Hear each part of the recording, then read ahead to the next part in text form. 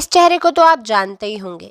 ये है फर्जी महिला आईएएस ट्रेनी पूजा खेडकर।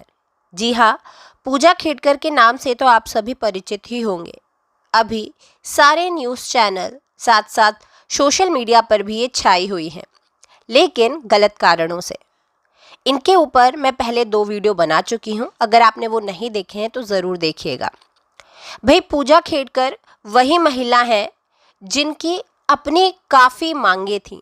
जब ये प्रोबेशन पीरियड पे थी तो इन्होंने क्या किया, तो इन्होंने अपनी लग्जरी गाड़ी का इस्तेमाल किया। ऑडी पर इन्होंने गवर्नमेंट ऑफ महाराष्ट्र का स्टिकर चिपकाया था। साथ ही साथ जो है इन्होंने लाल और नीली बत्ती भी उस गाड़ी के ऊपर लगाई थी। इनके द्वारा कई मांगे भी की गई थी, जैसे वीआईपी नंबर प्लेट की ये मांग कर रही थी, अकोमोडेशन ये चाह रही थी।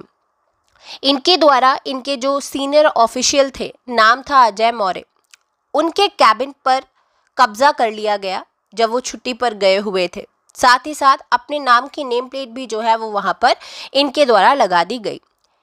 तो इस तरीके से इनका जो मामला था वो सोशल मीडिया पर आया था, लेकिन कंट्रोवर्सी इतनी ज़्यादा बढ़ गई कि अब यूपीएससी ने इनके ऊपर एक्शन तक ले लिया है। इनके द्वारा OBC non creamy layer certificate का इस्तेमाल किया गया था, जबकि नॉन क्रीमी लेयर में वही लोग आते हैं जिनकी सालाना फैमिली आय 8 लाख से कम हो। लेकिन इनकी जो संपत्ति है वो 100 करोड़ रुपए से भी ज़्यादा है। इनके पिता भी आईएएस ऑफिसर रह चुके हैं, दादा भी प्रशासनिक सेवा में थे। इनके पास 110 एकड़ से ज़्यादा ज़मीन है, 6 दुकानें हैं, 7 फ्लैट है, जिसमें से एक हीरा नंदानी में है। 3 कंपनियों के इनके पिताजी मालिक हैं, एक में तो पार्टनरशिप पर है। साथ ही साथ इनके पास कई गाड़ियां हैं। इनकी माँ भी अभी जो थी वह काफ़ी न्यूज़ बटोरी थी। गन लेकर इन्होंने किसानों की ज़मीन पर, इनकी जो माँ हैं उन्होंने धमकाया था किसानों को, और उस ज़मीन को क्या था, अवैध तरीके से उस पर कब्जा कर लिया था। तो भाई इनका पूरा परिवार ही जो है वो न्यूज़ बटोरे हुए है। यही है सोशल मीडिया की ताकत कि इतना ज़्यादा इनका कंट्रोवर्सी बढ़ गई कि भाई पाया गया कि ये जो है वो पूरी तरीके से फेक है। बचपन में मैं जब यूपीएससी के बारे में सुनती थी तो मैंने कभी नहीं सुना कि यूपीएससी का पेपर लीक हुआ है, लेकिन अब जिस तरीके से सोशल मीडिया पर विवाद चल रहे हैं, ऐसा लग रहा है कि कहीं ना कहीं धांधली या गड़बड़ी हुई है। तो भाई न्यूज़ देखते हैं। तो भाई ये जो पूजा खेडकर है, इन पर यूपीएससी के द्वारा क्रिमिनल केस कर दिया गया है। सोशल मीडिया पर विवाद इतना बढ़ गया था कि इनके ऊपर एक कमेटी जो थी वह बनाई गई थी। जब इनकी जांच की गई तो पाया गया कि ये पूरी तरीके से फ्रॉड है, तो उसी के चलते यूपीएससी ने जो है वो एक्शन इनके ऊपर लिया है। ये देखिए, यूपीएससी के तरफ से एक नोटिस जो है वो सामने आया है, जहां पर यूपीएससी द्वारा डिटेल तरीके से बताया गया है कि इन पर जो पूजा खेडकर है, इन पर इन्वेस्टिगेशन जो है वो चला, जहां पर पाया गया कि ये जो पूजा खेडकर जी है, ये जो है इन्होंने गलत तरीके से यूपीएससी में रिजर्वेशन का इस्तेमाल किया है। साथ ही साथ इन्होंने अपनी आइडेंटिटी भी जो है वो गलत बताई है। कई बार इन्होंने अपना नाम चेंज किया, अपने पापा का नाम चेंज किया, अपनी मम्मी का नाम चेंज किया, कई बार photograph, signatures, mobile number, address तक जो है वो इनके द्वारा चेंज किया गया। ओबीसी कैटेगरी में आप 9 बार एग्जाम दे सकते हैं, यानी कि 9 अटेम्प्ट जो है वो दे सकते हैं, लेकिन बताया जा रहा है कि इन्होंने 12 से ज़्यादा अटेम्प्ट दिए हैं। यूपीएससी के द्वारा ये भी बताया जा रहा है कि जो नॉन क्रीमी लेयर का इनके द्वारा सर्टिफिकेट सबमिट किया गया है वो भी गलत है। दूसरा ये कि जो इन्होंने खुद को दृष्टिबाधित बताया है ना, मल्टीपल डिसेबिलिटी का इन्होंने जो है वो बताया है कि ये मल्टीपल डिसेबल है, वो भी जो है वो यूपीएससी के द्वारा फेक जो है वो बताया गया है। तो यूपीएससी ने इनके ऊपर एफआईआर जो है वो रजिस्टर कर दी है, जिसको लेकर इनको कई साल की सज़ा भी जो है वो हो सकती है। यूपीएससी ने ये जो केस इन पर दायर किया है, जुलाई 19 को दायर किया है। रीज़न है forging identity papers, misrepresentation and falsifying facts to obtain extra attempts in the civil services examination। आप सोचिए इनकी उम्र भी जो है वो ऐसा लग रहा है कि इन्होंने गलत बता के, कई बार फेक सर्टिफिकेट्स बता के जो है वो एग्जाम्स में अटेम्प्ट किया है।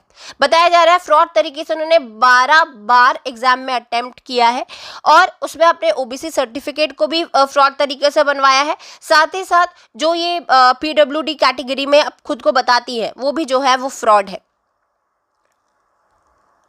तो भाई ऐसा जो है वो इनके ऊपर यूपीएससी द्वारा पाया गया है, जिसकी वजह से जो लबासना है उसके द्वारा इनका कैंडिडेचर जो था वो कैंसिल कर दिया गया था जुलाई 16 को, कि immediately recall to the Mussoorie based Lal Bahadur Shastri national academy of administration with her current training in the Maharashtra Washington district put on hold. भाई एक्चुअल में क्या था कि लाल बहादुर शास्त्री जो लबासना था उन्होंने जुलाई 17 को इनका जो कैंडिडेचर था वो होल्ड पर डाल दिया था। अब बताया जा रहा है कि अब जो है वो इन्हें दरखास्त जो है वो कर दिया गया, यानी कैंडिडेचर को ही कैंसिल कर दिया गया है।